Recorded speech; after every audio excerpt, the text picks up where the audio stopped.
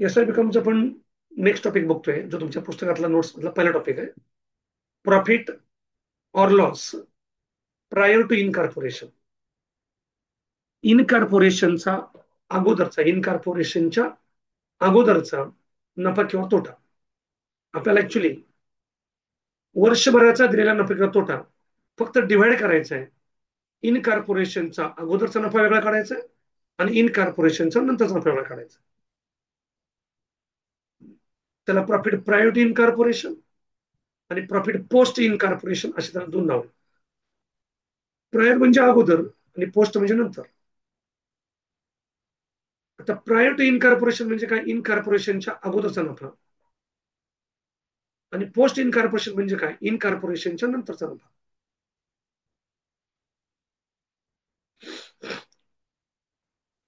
Incorporation शब्दाचा अर्थ काय झाला? एखादी कंपनी प्रत्यक्षामध्ये उभा राहणं, मूर्त अवस्थेमध्ये येणं, त्याला इनकॉर्पोरेट असं म्हणतात. आता इथे एक मुद्दा लक्षात ठेवा की आपल्याला काही नवीन कंपनी टाकायची नाहीये.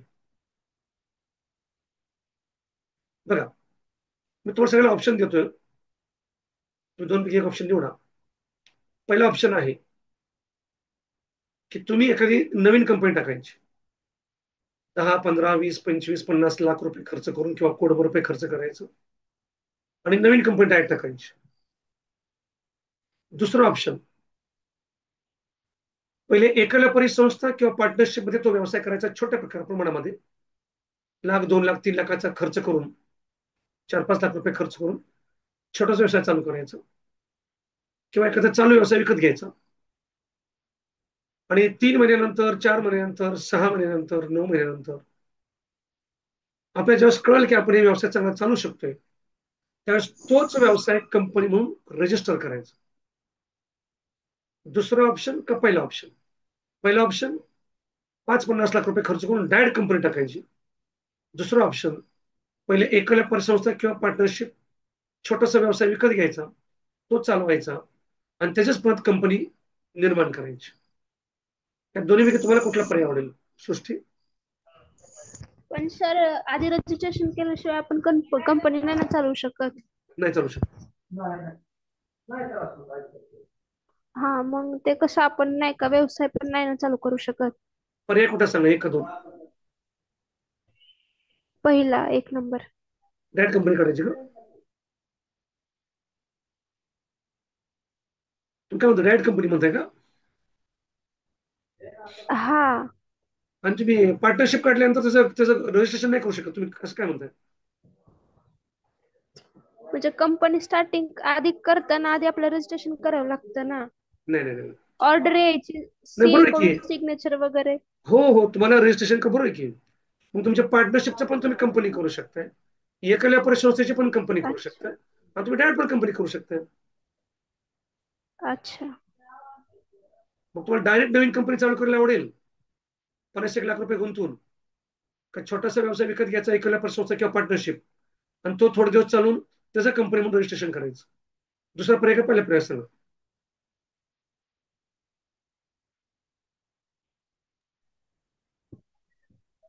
सेकंड पर्याय. सेकंड पर्याय द्या. सर, सेकंड ऑप्शनच बेटर राहील. कारण अर्चना, जर आपण डायरेक्टली कंपनी जर फॉर्म केली तर आपल्याला खूप मोठा लॉस, म्हणजे रिस्क राईट पण मोठी राईट. आणि लॉस पण जास्त प्रमाणात होऊ रिस्क शकतो. रिस्क मोठी आहे, रिस्क तसं मोठी तर आहे. आपण तसं जर आपण छोट्या प्रमाणात करून, जर छोट्यातून जर आपला चांगला झाला तर आपण तो कंपनीमध्ये कन्वर्ट करू शकतो राईट राईट. आपला व्यवसाय. तरी लॉस मध्ये गेलं तरी काय जास्त टेन्शन नाही आणि हळूहळू आपण वाढवू शकतो इथे. अर्चना,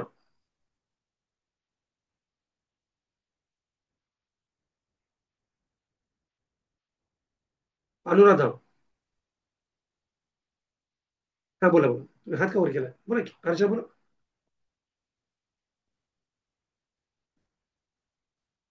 आवाज चालू करून सर, बोला. बहुतेक प्रॉब्लेम असेल, कारण मी आता तिला कॉल केलता ना, तेव्हा त्याला रेंज प्रॉब्लेम होता. मग ती बोलली की मला येईल ऐकायला, पण कितपत आवाज रिटर्न येईल नाही सांगते, असं म्हणते होते. थांबा थांबा, थोडं बोला. बोला अर्चना बोला. सर, हा येतो येतोय, आवाज येतो, बोला. खणखणीत आवाज आहे. आवाज येतोय का सर? खणखणीत आवाज येतो, बोला. सर रेंजचा प्रॉब्लेम असल्यामुळे मला काय बोलता येणार. काय नाही रेंज प्रॉब्लेम काय नाहीये. तुम्हाला दोन्ही पर्याय तुम्हाला ऐकू आले का? येतोय का आवाज? हा येतो आवाज येतोय. हा, आताच जॉईन झाले सर मी. बर मी आता मुलाला प्रश्न विचारला, मुलाला म्हणजे मुलीला, सगळ्या मुलीच हा. आहेत, की तुम्हाला एखादी नवीन कंपनी डायरेक्ट टाकायला आवडेल 50-1 लाख रुपये खर्च करून, का एखादा एकल व्यापार संस्था किंवा भागीदारी संस्था चालू खरेदी करायची, 2-3 महिने चालवायची आणि त्याची कंपनी म्हणून रजिस्ट्रेशन करायचं? काय आवडेल तुम्हाला, पहिला पर्याय दुसरा पर्याय? सर भागीदारी संस्थेमध्ये पार्टनरशिप करायला आवडेल, म्हणजे 2-3 महिन्याचा एक्सपिरियन्स घेऊन. Very good. आणि नंतर त्याचं कंपनी करायला आवडेल? हा, डायरेक्ट कंपनी, म्हणजे राईट अनुभव नसल्यामुळे डायरेक्ट कंपनी तर नाही ना चालवू शकत. राईट. डायरेक्ट मोठ्या विहिरीमध्ये उडी नाही मारायची. नाही नाही. ठीक आहे. लपडे अनुराधा बोला, अनुराधा.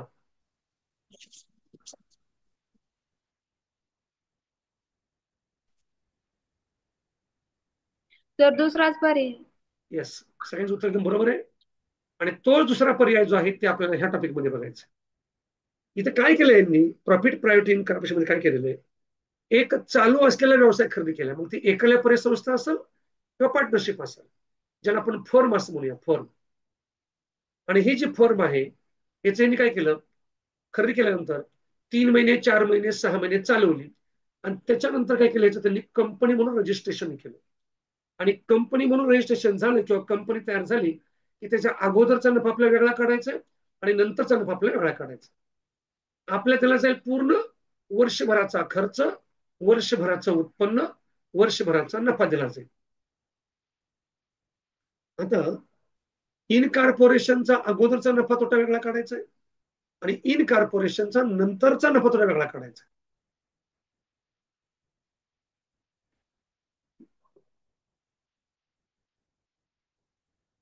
त्यांनी जे उदाहरण दिलेलं असतं, इथे टाकले फोटो, पण तुम्ही बघा तुमच्या नोट्स मध्ये काढून, पूर्ण वर्षभराचा खर्च डेबिट साईडला, प्रॉफिट लॉस अकाउंटच्या केडला उत्पन्न असतं आणि वर्षभराचा नेट प्रॉफिट काढला जातो.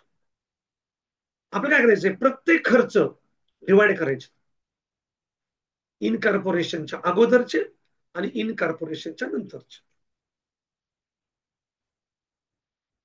इन कॉर्पोरेशनच्या अगोदरचे खर्च आणि उत्पन्न आणि इन कॉर्पोरेशनच्या नंतरचे खर्च उत्पन्न वेगळे काढल्यानंतर त्यांची जर आपण मोजणी केली तर आपल्याला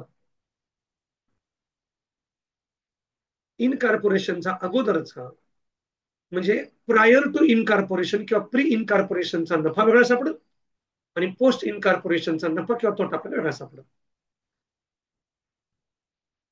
आपल्याला काय करायचंय, वर्षभराच्या दिलेल्या प्रॉफिट अँड लॉस अकाउंट मधून खर्च आणि उत्पन्न डिवाइड करायचं. आता खर्च कसे वाटायचे, प्रीला कुठले आणि पोस्टला कुठले, तर ह्याच्यावर चार्ट दिलेला आहे की प्रत्येक खर्च वाटण्यासाठी काय क्रायटेरिया आहे, बेस आहे बेस. आणि तो बेस जर तुम्हाला कळला तर 90% तुम्हाला टॉपिक कळला, 90% आज तुम्हाला टॉपिक कळून जाईल. बेसिक चार्ट आहे बघा. काही खर्च असे असतात की जे टायमिंगने बदलतात, महिन्यानुसार बदलतात, दिवसावर, तासावर, महिन्यानुसार असतात. जसे तर पहिला कॉलम आहे बघा, रेंट म्हणजे भाडं.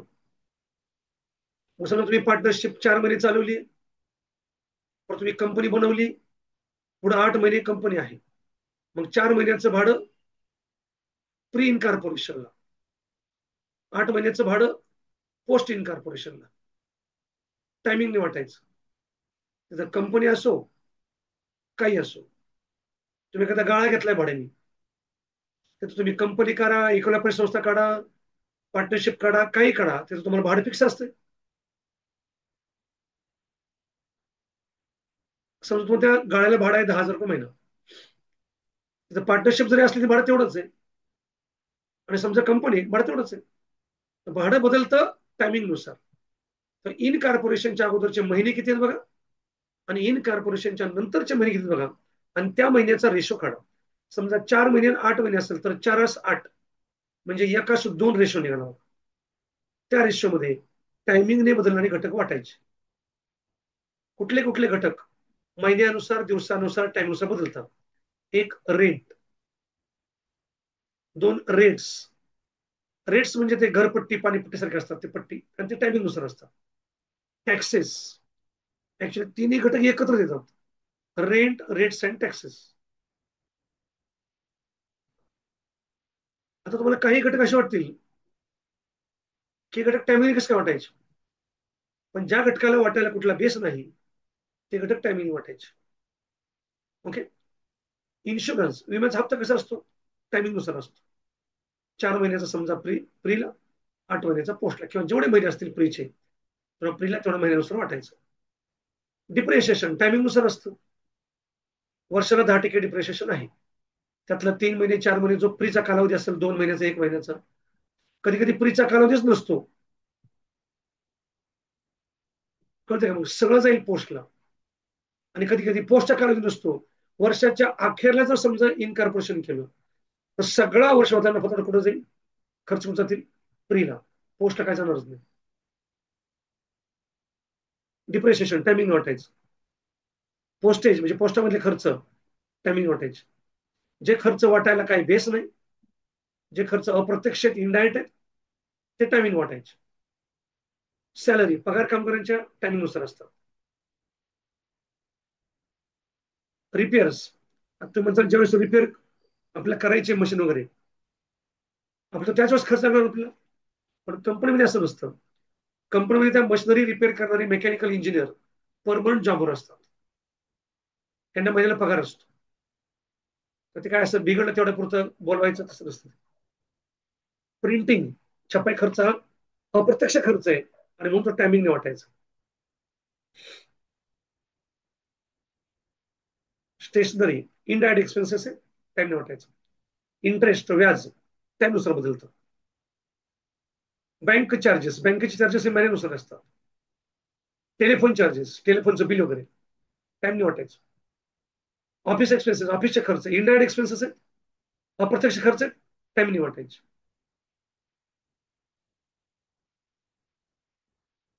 इस्टॅब्लिशमेंट एक्सपेन्सेस टाइमने वाटायचं.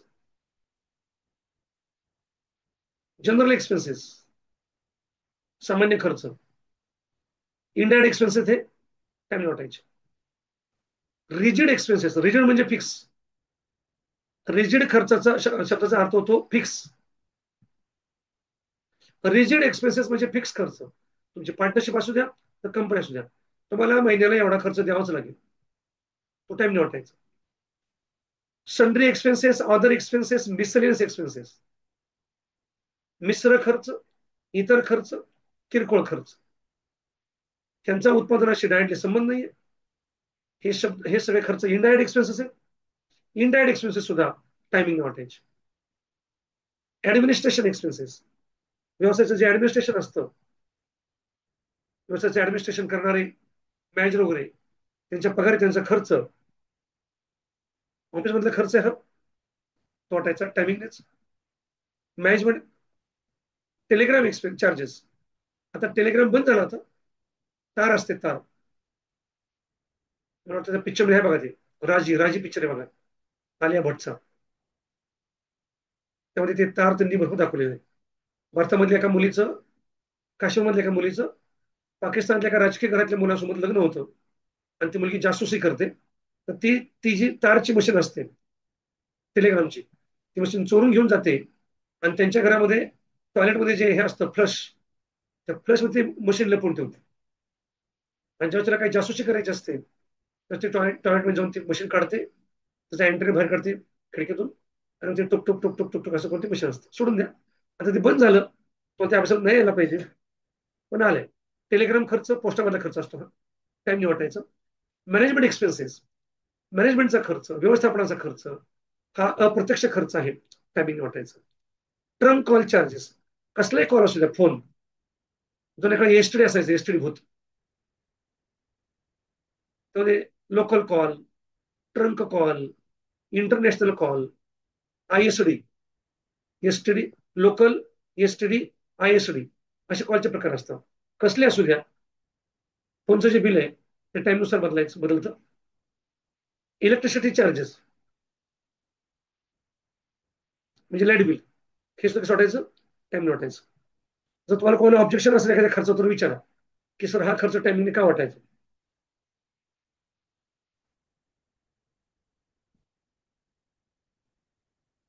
अर्चना तुमच्या हात खाली करा. अर्चना हात दुखवला नाही तर बोला की म्हणून कुठल्या घटकावर तुम्हाला काय ऑब्जेक्शन आहे का कोणाला की सर हा खर्च इथे का आला.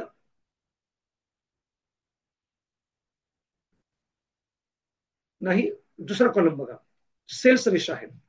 जे खर्च विक्री बदलल्यानंतर बदलतात, विक्री वाढली की वाढतात, विक्री कमी झाली की कमी होतात.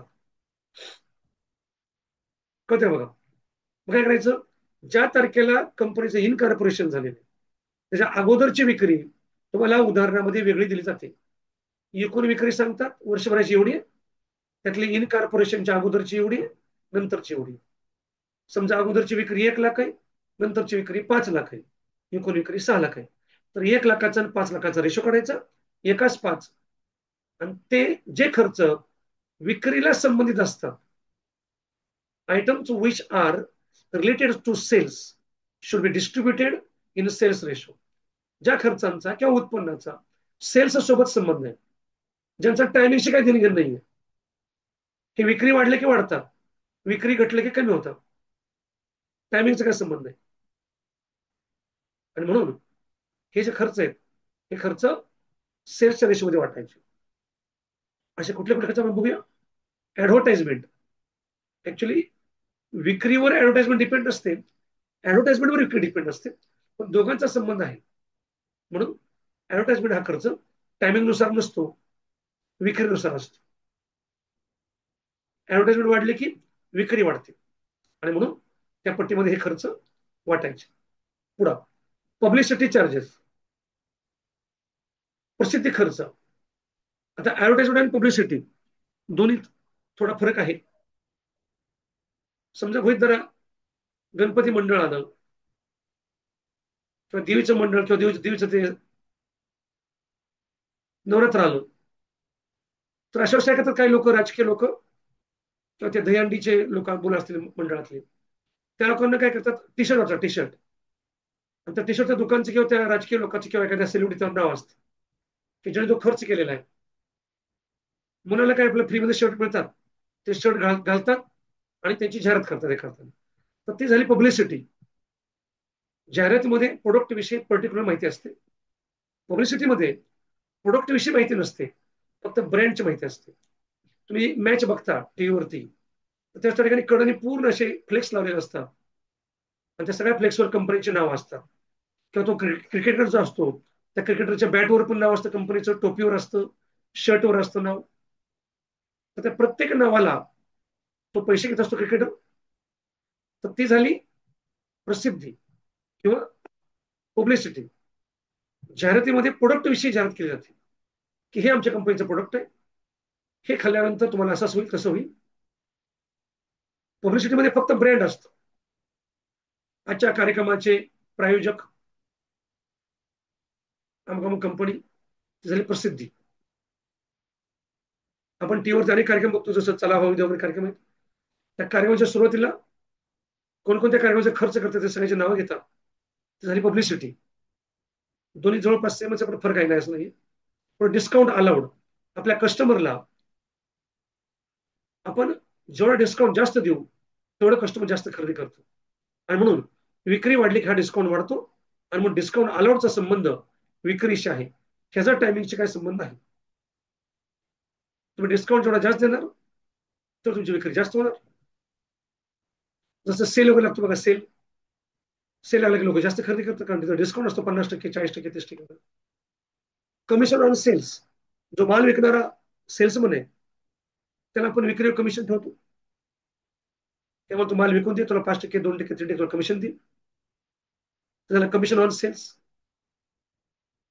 पुढे कॅरेज आउटवर्ड किंवा कॅरेज ऑन सेल्स. तुम्ही जो माल विकलाय कस्टमरला, तो माल तुम्ही कधी कधी कस्टमरच्या घरी पोच करता आणि त्याचा वाहतूक खर्च तुम्हीच करता. जसं तुम्ही कधी ऑनलाईन खरेदी करता तर बऱ्याचशा वस्तू हा डिलिव्हरी त्याची फ्री असतात, त्याची डिलिव्हरीचा जो खर्च आहे तो ती कंपनी करत असते ज्याने तुम्हाला माल विकलेला आहे. ते त्यांच्या नफ्यातून खर्च करतात, ते त्यांना परवडतं. तर त्यामुळे कॅरेज आउटवर्ड किंवा कॅरेज ऑन सेल्स हा तुमचा विक्री खर्च आहे. विक्री वाढली की तुमचा हा खर्च वाढणार. भरपूर ऑर्डर आल्या, विक्री भरपूर झाली की तुमचे कॅरेज आउटवर्ड वाढणार. बॅड डेप्स म्हणजे बुडीत कर्ज. आपण जो उधारीचा माल विकलेला आहे त्या उधारीने विकलेला माल त्यातली काही रक्कम बुडली आपली, तर जेवढी विक्री जास्त, उधारीची विक्री जास्त, तेवढे पैसे बुडायची शक्यता जास्त. म्हणजे ह्याचा संबंध सेल्स सोबत आहे, म्हणून सेल्स वाटायचं. पुढा मार्जिनल एक्सपेन्सेस. मार्जिनल एक्सपेन्सेस हा विक्री खर्चच असतो.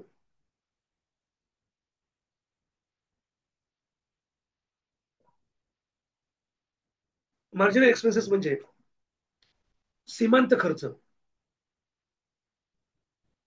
आणि सीमांत खर्च म्हणजे तुम्ही जे नग उत्पादन करताय त्यातल्या शेवटच्या खर्चाला, जो शेवटच्या नगाला जो खर्च आलेला आहे त्याच्या वाट्याला, त्याला म्हणायचं सीमांत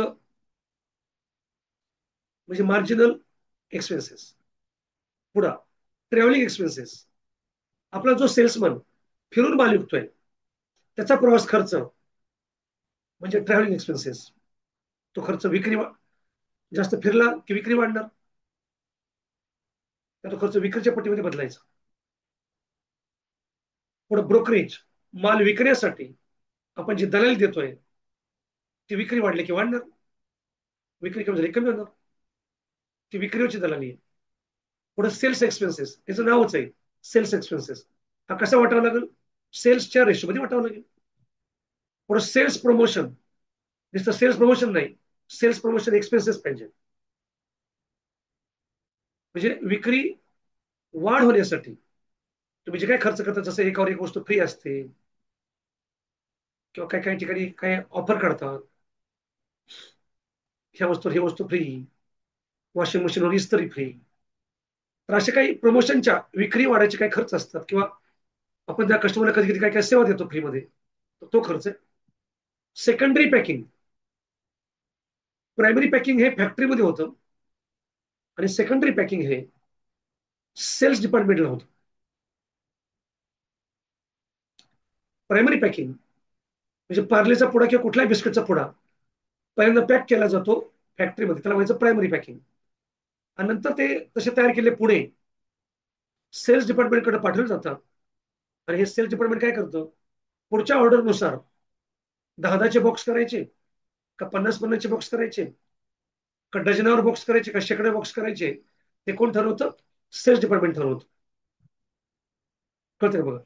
तो सेकंडरी पॅकिंग हा विक्री खर्च आहे, ते सेल्सने वाटायचा. मग काही वस्तू ह्या तुम्हाला पिशवी देतील पॅक करून किंवा तुम्हाला बॉक्स देतील पॅक करून, त्याला म्हणायचं सेकंडरी पॅकिंग, जेणेकरून तुम्हाला ती वस्तू कॅरी करता यावी. Distribution expenses. तुम्ही जो विकलेला माल आहे तो कस्टमरच्या घरी किंवा दुकानामध्ये डिस्ट्रीब्यूट करण्याचा खर्च, वितरण खर्च असे म्हणतो आपण मार्केटिंगच्या भाषेमध्ये. पुढे पॅकिंग चार्जेस. कुठले पॅकिंग असू द्या, प्रायमरी सेकंडरी, विक्री खर्चच येतो. पुढे डिलिव्हरी व्हॅन, रनिंग एक्सपेन्सेस. आता डिलिव्हरी व्हॅन म्हणजे काय? ज्या व्हॅन मधून, ज्या गाडीतून, ज्या टमटम मधून आपण माल पोच करतोय कस्टमरकडे, त्या व्हॅनचा रनिंग एक्सपेन्सेस म्हणजे त्याचा पंक्चरचा खर्च असेल, त्याच्या ड्रायव्हरची काय पगार वगैरे असेल, त्याचा पेट्रोल डिझेलचा खर्च असेल, त्याला जो काय लागणार खर्च आहे टोल नाका वगैरे, तर ते सगळे खर्च मोडतात डिलिव्हरी व्हॅन एक्सपेन्सेस मध्ये, विक्री खर्च येतो. पुढे सॅलरी टू ट्रॅव्हलिंग सेल्समन. फिरून जो मालिकदार आपला सेल्समन आहे त्याचा पगार. Free sample. आपण फ्री सॅम्पल का वाटतो? लोकांना त्याची टेस्ट कळावी आणि आपली विक्री वाढावी. आणि म्हणून फ्री सॅम्पलचे जे एक्सपेन्सेस आहेत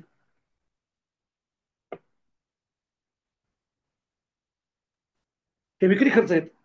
तुम्ही जर लोकांना फ्री सॅम्पल दिले तर लोकांना त्या वस्तूची किंमत कळेल, क्वालिटी कळेल, चव कळेल आणि लोक ते वस्तू खरेदी करतील. तसं स्वीट होम मध्ये गेलो आपण, स्वीट होम मध्ये की तिथे आपल्या पेढा देतात टेस्ट करायला, पेढा बर्फी. मग आपण ते टेस्ट घेतो, म्हणतो हा चांगला पेढा आहे, हा अर्धा किलो 1 किलो दे. विक्री व्हावी म्हणून आपण सॅम्पल देतो, सॅम्पल फ्री सॅम्पल. तुम्ही समजा माझ्या क्लासला आला, तुम्हाला सॅम्पल काय मिळणार? Demo lecture. सर आम्हाला 2-3 दिवस डेमो लेक्चर करायचे, आम्हाला तुम्ही कसं शिकवता आम्हाला ते बघायचं. लक्षामध्ये त्यावेळेस डेमो लेक्चर. कारगाडी विकतात, मोटरसायकल कारगाडी, तिथं फ्री सॅम्पल काय असेल सांगता येईल?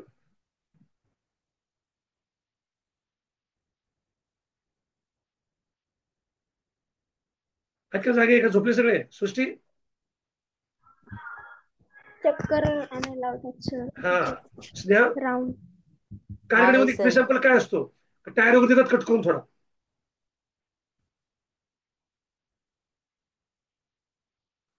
स्नेहा, ते आपल्याला राईड करायसाठी देतील, म्हणजे राईड की नाही का राईड राईड तुम्ही जाऊन फिरून या. राईट. तसं वाटेल. फ्री राईड असते, फ्री राईड. बरोबर आहे. आणि त्या कारगाडी त्यांचा एक कोणतरी माणूस असतो, तुमच्या काय भरोसा नाही, तुम्ही तशीच राईड घेऊन जातात घरी निघून. तर फ्री राईड असते, त्याला व्हायचं फ्री सॅम्पल सारखं ते. कारगाडी त्यांची विकावी म्हणून ती फ्री राईड देतात ते. बरोबर आहे. पुढं free sample. Catalogue expenses. Catalogue म्हणजे काय? दरपत्रक. तुम्हाला ज्याला माल विकायचा आहे, तुम्ही त्यांना कधी कधी काय करतात, दरपत्रक पाठवतात. आजकाल व्हॉट्सअपवर पाठवतात ते पीडीएफ मध्ये, पण पूर्वी त्याची कागद असायची. आणि हे दरपत्रक तुम्हाला प्रत्येक दुकानदाराला द्यावं लागायचं, तुमच्या कस्टमरला. म्हणजे कस्टमर बघायचा की कुठल्या वस्तूची किंमत कशी आहे. जसं मेनू कार्ड असतं हॉटेलमध्ये, हॉटेलमध्ये मेनू कार्ड जे आहे त्याचा रेट बघतात ते, कुठले पदार्थ आहेत काय ते, त्यानुसार ते ऑर्डर देतात. तसं कॅटलॉग बघून ऑर्डर देतात कस्टमर. आणि कॅटलॉगचा जो खर्च आहे, तो खर्च विक्री खर्चामध्ये मोडतो. Freight outward, carriage outward, freight outward, coolie charges outward, cartage on sales, विक्रीवरचा खर्च आहे हा. कॅरेज इनवर्ड खरेदी खर्च आहे, हे कॅश आउटवर्ड आहे. पुढं टेंडरिंग एक्सपेन्सेस. टेंडर ऐकून की टेंडर? समजा माझ्या क्लासला मला डेस्क बनवायचे, मी टाकलं की माझ्या क्लासला एवढे हाईट, एवढी रुंदी, एवढी लांबी असलेले डेस्क, ज्याला वरती पत्रा पाहिजे, अँगल किती इंचामध्ये पाहिजे काय वगैरे, सगळं वर्णन केलं मी. आणि काय केलं, सगळे जे बनवणारे लोक आहेत, वर्कशॉपवाले, वेल्डिंगवाले, तर सांगितलं की तुम्ही मला ही डेस्क केवढ्याला बनवून देणार, तुमचं मला कोटेशन पाठवा, तुमचं मला टेंडर द्या. मग सगळेजण टेंडर भरतात, आणि त्या सगळ्याच्या टेंडरचा अभ्यास करून आपल्याला ज्याची क्वालिटी आणि क्वांटिटी रेट वगैरे चांगला वाटेल, आपण त्याची ऑर्डर देऊन टाकतो. म्हणजे आपण एखादं टेंडर भरल्याशिवाय आपल्याला ऑर्डर मिळायची शक्यता कमी असते. मग तुम्ही पाहिजे ऐकलंच बघा, केस कंपनी का टेंडर हमी मिला आहे. टेंडर मिळाला आपल्याला, म्हणजे त्यांना माल सप्लाय करायचा आपल्याला एक थोडक्यात अधिकार मिळाला आपल्याला, तो तुमचा विक्री खर्च आहे. पुढे अलाउन्सेस टू डेटर्स, आपल्याला ज्यांना उधारी होती मालिकला डेटर्सला, त्यांना पण काहीतरी अलाउन्सेस दिले, डिस्काउंट दिले, भत्ता दिला, भत्ता, अलाउन्सेस डेटर्सला, सूट दिला, डिस्काउंट दिली. सेल टॅक्स, विक्रीवरचा टॅक्स आहे, विक्री खर्च आहे, सेल्स रेशो वाटायचं. After sale service expenses. काही कंपन्या माल विकल्यानंतर सुद्धा सर्व्हिस पुरवतात, 6 महिने 1 वर्ष त्यांची सर्व्हिस असते, त्यामुळे आफ्टर सेल सर्व्हिस विक्री खर्च आहे. डिलिव्हरी एक्सपेन्सेस, माल पोच करायचा जो खर्च आहे तो विक्री खर्च आहे. मार्केटिंग एक्सपेन्सेस, जसं ऍडव्हर्टाइजमेंट, मार्केटिंग, विक्री खर्च आहे हा. हे सगळे खर्च सेल्सच्या रेशोमध्ये वाटायचे. ओके, काही खर्च टायमिंग वाटले जातात, काही खर्च सेल्स वाटले जातात. आता पुढे आहे काही खर्च फक्त प्रीला, म्हणजे काही खर्च फक्त पार्टनरशिपचेच असतात, ते खर्च कंपनीचे नसतातच. बघा,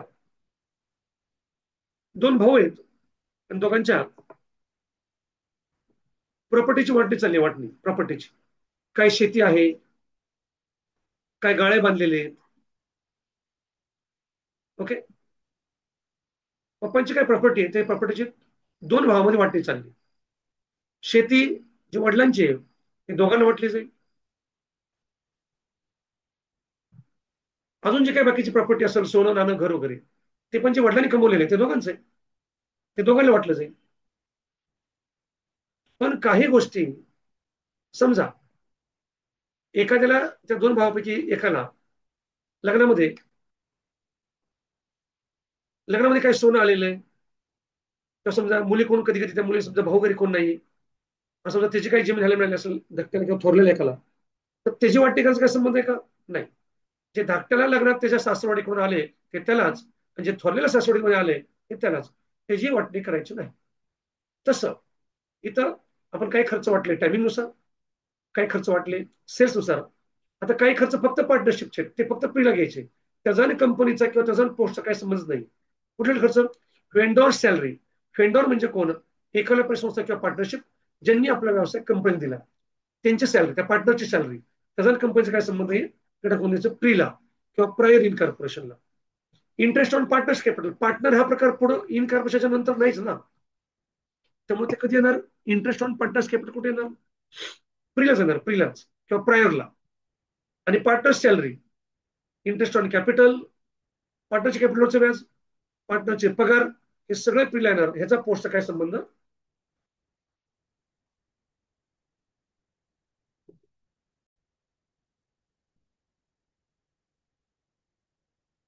आता चौथा कॉलम असा आहे की जे खर्च फक्त कंपनीचे आहेत, ह्या खर्चाचा पार्टनरशिपशी काही संबंध नाही.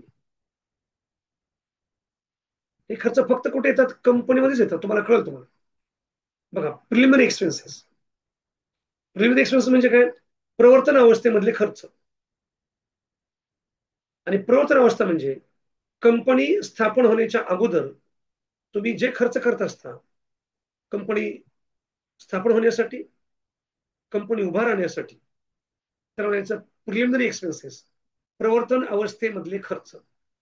जसं बाळाची गर्भावस्था असते, ते बाळ 9 महिने पोटामध्ये असतं, तसं कंपनी बरेच दिवस प्रत्यक्ष येण्याच्या अगोदर मागे तयारी चाललेली असते.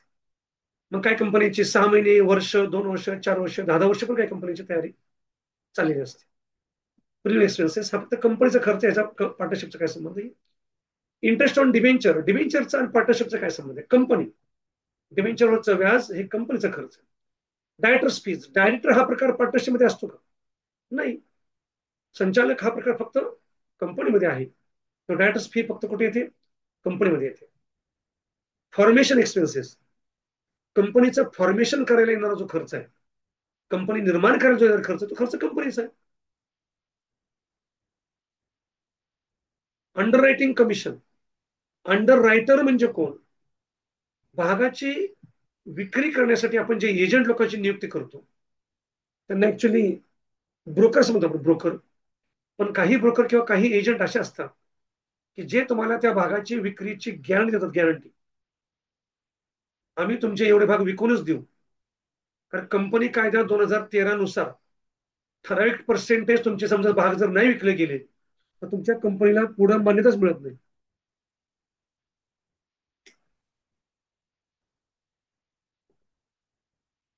समजा 25% असेल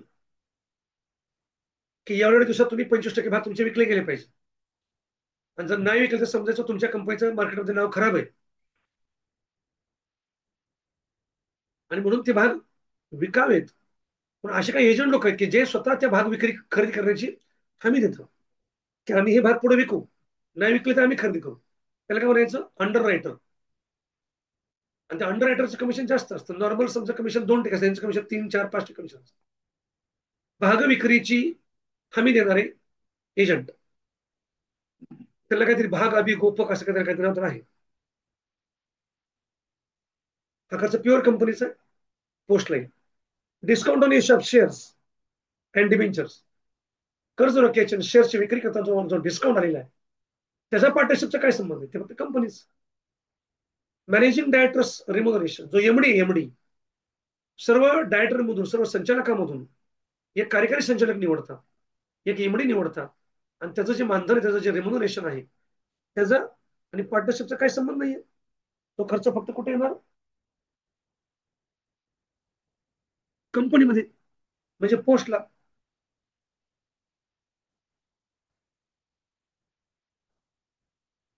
पुढा डेव्हलपमेंट एक्सपेन्सेस. आता डेव्हलपमेंट असणार पार्टनरशिपचे पण असते, पण कंपनीमध्ये जो खर्च दिला तो डेव्हलपमेंट खर्च, काही एक्सपेन्सेस पाठ करून टाका, पर्याय नाही.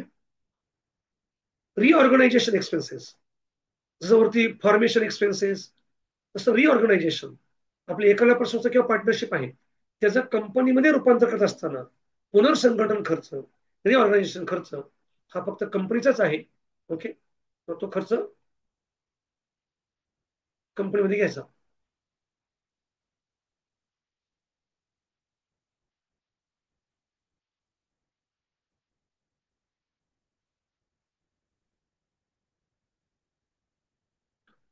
रिकन्स्ट्रक्शन एक्सपेन्सेस, पुनर्रचना, पुनर्बांधणी व्यवसायाची, रिऑर्गनायझेशन, पुनर्संघटन. ऑडिट फीज, आता ऑडिट फी तर एखाद्यापासून समोर पेड करते, पण कंपनीला कंपल्सरी आहे. तर ऑडिट फी हा खर्च कंपनीचाच आहे असं गृहीत धरायचं. एखाद्यापासून पार्टनरशिप जर त्यांची ऑर्डर कमी असते ऍक्च्युअली, त्यामुळे त्यांना शक्यतो ऑडिटिंग नाही करावं लागत. टॅक्स येऊ शकतो, टॅक्स पार्टनरशिप मध्ये येईल, कंपनीमध्ये येईल, पण ऑडिटिंग करणं हा प्रकार कंपनीमध्ये आहे. शेअर ट्रान्सफर फी, मुळात शेअर्स हे कंपनीमध्येच असतात, तर त्या शेअर्सचा कुठलाही खर्च, शेअर ट्रान्सफर खर्च किंवा कुठला असू द्या, तो कंपनीमध्येच येईल, पोस्टलाच येईल. प्रोव्हिजन फॉर टॅक्सेशन, आता लक्षात ठेवा, टॅक्सचा खर्च तुम्ही टायमिंग वाटता, पण हे टॅक्सचा खर्च नाही, काय हे प्रोव्हिजन आहे. प्रोव्हिजन म्हणजे काय, आपल्या बहुतेक टॅक्स द्यावा लागेल, कुठलीही प्रोव्हिजन असू द्या.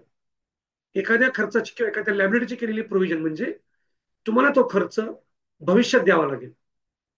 आता पूर्वी होती पार्टनरशिप किंवा एखाद्या परिसंस्था, त्याचं रूपांतर झालं कंपनीमध्ये. आता याच्यापुढे ती कंपनी आहे, मग त्याची प्रोव्हिजन एखाद्या खर्चाची किंवा तोट्याची किंवा लायबिलिटीची प्रोव्हिजन, त्यात अजून काय कुठला खर्च झालेला नाहीये. जर खर्च किंवा काही लायबिलिटी तुम्हाला द्यावी लागली, तर तुम्हाला ती कधी द्यावं लागेल, भविष्यात. म्हणजे ते कोणाला सहन करावं लागेल, ते कंपनीला. तेव्हा लक्षात ठेवायचं, कुठलीही प्रोव्हिजन, रिझर्वेशन कुठलंही, हे भविष्यात होणार आहे, तर तो खर्च येणार कोणाच्या वाटेला, कंपनीच्या वाटेला तो खर्च येणार आहे, त्याचा पार्टनरशिपचा काही संबंध नाही. ओके, म्हणजे तुम्ही असं समजा की एक बॉम्ब आहे, त्याची क्लिप काढली आहे आणि ती पुढच्या माणसाच्या हातात दिली. पुढच्या माणसाच्या हातात दिल्यानंतर आता आपला विषय मिटला. आता फुटला तर ते बॉम्ब कुठं फुटणार, पुढं. तसं पार्टनरशिपचा काय संबंध आहे प्रोव्हिजनचा. आता तुम्हाला खर्च तो द्यावा लागला नाही अजून, पण अजून द्यावा लागला नाही म्हणजे आता कंपनी झाली की तयार. आता जर द्यावा लागला तर आता कोणाला द्यावा लागेल, कंपनीला द्यावा लागेल, तर तो खर्च घ्यायचा कंपनीला. पुढे पण बघा, प्रोव्हिजनचं रिझर्वचं आहे, रिझर्व फॉर बॅड डेट्स, म्हणजे बहुतेक पैसे बुडतील. अजून बुडलेत का, नाही. आता बुडले तर कधी बुडणार, ते नंतर. म्हणजे बुडल्यापेक्षा तोटा कोणाला सहन करावा लागणार, कंपनीला. तर हे टाकून द्यायचं पोस्टला. डिव्हिडंड ऑन शेअर्स, शेअर्सचा विषय पार्टनरशिप मध्ये नाहीच आहे, फक्त कंपनीज. शेअर्स वरचं डिव्हिडंड किंवा आपण बघाशी बघितलं डिबेंचरवरचं व्याज, पोस्ट जाणार आहे. पुढं डायरेक्टर्स ट्रॅव्हलिंग, संचालक कुठे फिरतायत गाडी घेऊन आणि त्यांचा प्रवास खर्च, डायरेक्टरचा कुठलाही खर्च, मानधन वगैरे पोस्टलाच येणार आहे. त्याचा प्रीचा काय संबंध आहे किंवा तुझा पार्टनरशिपचा काय संबंध आहे, तो खर्च कंपनीचाच आहे. Goodwill return off, goodwill write off करणं हा प्रकार कंपनीमध्ये असतो, पार्टनरशिप मध्ये नसतो. Income tax, actually income tax हा दोन्हीकडे यायला पाहिजे, आणि त्याचा आलता पण है ना, आलता ना पहिल्या कॉलमध्ये.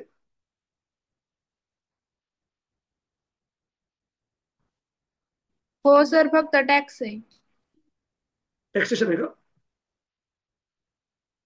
हा म्हणजे तो व्यवसायाचा टॅक्स असेल तो, फक्त टॅक्स म्हणजे तो व्यवसायाचा टॅक्स आहे. आणि हा इन्कम टॅक्स, आता एखाद्या संस्थेमध्ये आणि पार्टनरशिप मध्ये जो इन्कम टॅक्स आहे ना, तो त्याच्या मालकाला भरावा लागतो.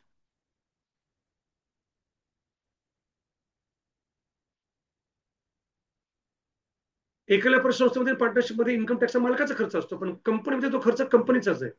म्हणून इन्कम टॅक्स हा तुम्हाला कंपनीमध्ये द्यावा लागेल, म्हणजे पोस्टला वाटावा लागेल. पण ब्रोकरेज ऑन शेअर्स, शेअर्सच्या बाबतीमधला कुठलाही खर्च हा पोस्टलाच येणार आहे. भागाची विक्री व्हावी म्हणून तुम्ही ब्रोकरेज दिले, दलाली दिली, दलाली, जसं ते अंडर रायटरचं कमिशन आलं होतं ते पण, आणि ब्रोकरेज हे पण येणार पोस्टमध्येच. शेअर्स इश्यू एक्सपेन्सेस, म्हणजे भागाच्या विक्रीचा खर्च, शेअर्स इश्यू करणं म्हणजे भागी विक्री करणं. शेअरच्या इश्यू करायचा जो खर्च आहे तो खर्च शेअरचा म्हणजे कंपनीचा खर्च येतो, तर तो गेला पोस्टमध्ये. कळलं का? अशा प्रकारे हा चार्ट महत्वाचा चार्ट आहे. तो चार्ट फक्त काळजीपूर्वक अभ्यास करा. तुम्हाला जेवढा चार्ट चांगला कळेल तर तुम्हाला उद्या उधार तुमचा निकळणार आहे. ओके.